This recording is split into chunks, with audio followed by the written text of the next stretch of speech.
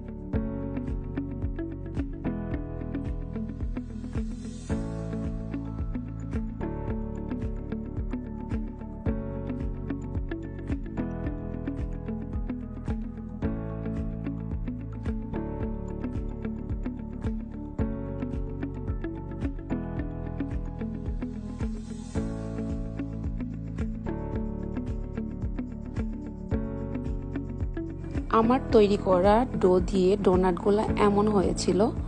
যদি আমি এটার সঙ্গে ইস্ট বা ডিম অ্যাড করে দিতাম তাহলে আরও একটু ফুলে যেত, তাতে দেখতে হয়তো আরও ভালো লাগতো। কিন্তু বিলিভ করবেন কিনা জানি না, আমার এই ডোনাটটা এত বেশি টেস্টি হয়েছিল। আমি সচরাচর বাইরে ডোনাট কিনে খাই না, কারণ আমার কাছে এটা ওয়েস্ট অফ মানি মনে হয় আর খুব বেশি টেস্টিও লাগে না। কিন্তু আমার বানানো এই ডোনাটটা আজকে খেয়ে এত ইয়াম্মি লেগেছে যা বলার বাইরে। আপনারাও চাইলে এভাবে ঘরে খুব সহজেই ডোনাট তৈরি করে নিতে পারেন। আর যদি আপনারা কেউ এই রেসিপিটা বানিয়ে থাকেন অবশ্যই আমার সঙ্গে শেয়ার করবেন কেমন হয়েছিল আপনার বানানো রেসিপিটা। তো আজকের মতো এখানেই বিদায় নিব। সবাই অনেক ভালো থাকবেন, আমার জন্য দোয়া করবেন। আল্লাহ হাফেজ।